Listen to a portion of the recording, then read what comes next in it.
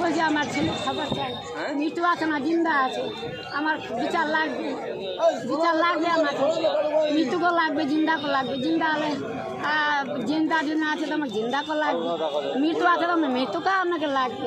আমি police officer সবাইকে আমি বাবা করে বলছি, জলমের বাবা করে বলছি, আমার বিচার করে দেখো, আমার বিচার করো, আমার বিচার কেন করছে না? আমি গরিব মানুষ, তারপর আমার বিচার হবে না? এখানে থানায় আসছে, ইসলামপুরের থানাটা বন্ধ আছে, গেট বন্ধ, ভিতরে আমাকে ঢুকতে দিচ্ছে না ভিতরে। কতক্ষণ থাকবেন? যখন থেকে আমার বাবা আমার কোনো একটা বিচার করবে না তখন থেকে শুয়ে থাকবো। আমার বিচার আমার বাবা যদি বলে কেন মা তোমার বিচার করবো, তোমার আমার বিচার করা হবে বাবা, আমি এখানে জীবন নিগলাই দিব বাবা, বাবা আমি জীবন নিগলাই দিব।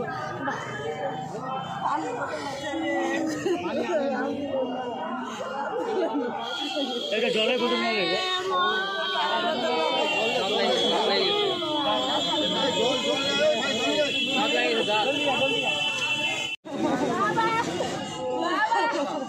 বাবা বাবা বাবা বাবা বাবা বাবা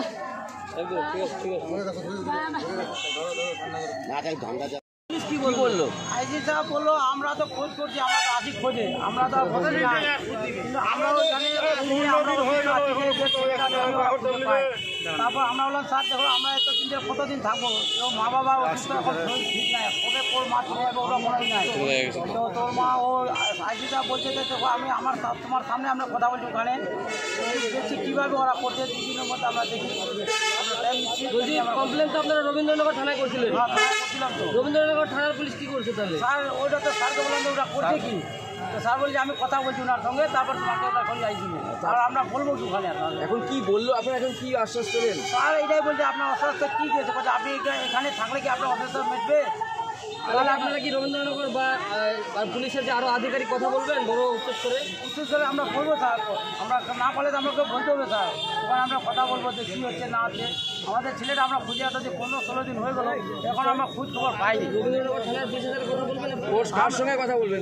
কোথায় কথা বলবেন? আমি পুরো ওখানে আইছি স্যারের সামনে কথা বলবো। কোথায়? ওই রবীন্দ্রনাথ থানাতে। ওখানে যাবেন? যাবো আমরা, যাই কথা বলবো ওনার সঙ্গে কী ব্যাপার আছে, কেন আসামিগুলো ধরা। আজকে তো এখানে আন্দোলন করলেন, হ্যাঁ ওখানে আমরা যদি যত পর্যন্ত আমরা ছেলে পাবো না তত পর্যন্ত আমরা আন্দোলন করবো।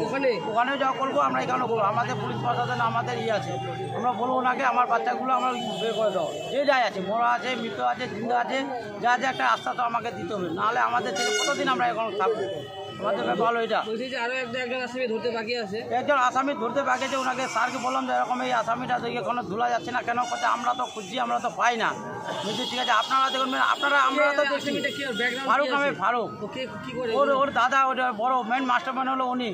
উনি যা কিছু করছে ওনার করেই সবগুলো। রাজনৈতিক দলের নেতা নাকি? রাজনৈতিক দলেরই নেতা, আমাদেরই সব টিএমসির নেতা ছিল সব, সব ওইভাবে করছে। এটা কিন্তু আমাদের ভালো লাগলো না।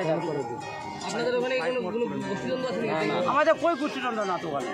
কার লোক? ও তো জন্মেই ছিল, আমাদেরই লোক ছিল। ওটা তো বলে ভাই, ওটা বললে আপনার যে অন্য জনে ছিল, আবার চৌধুরী সাহেবেরই লোক ছিল, আমাদের ছিল এটা। আপনার নামটা? মনে চাপ পড়েছে, ওই জন্য এখন পুলিশ কোনো কাজ করছে না। পুলিশ কথাই শুনছে না এখন। তারপরে এখন কি চাইছেন? এখন আমার বাড়িতে এটাও মারে না, যে কি মৃত্যু হয়েছে, কি হচ্ছে কি না হয়েছে কোনো খবর নাই পুলিশের এখানে মানে এখানে ইসলামপুরে বসে বসে ই করছে। এখন আমার কোনো খবর নাই।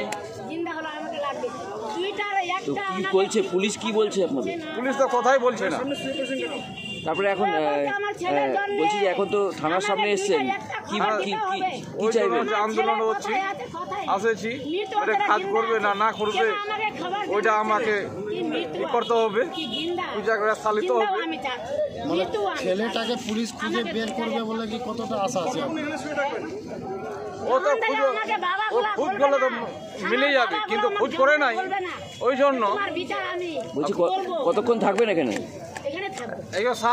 থাকবো, সারাদিনটাই থাকবো। আজকে মরবো এখানে, বাঁচবো এখানে। কি নাম আপনার? আমার নাম দিল মোহাম্মদ। ছেলের বাবা? হ্যাঁ, ছেলের বাবা।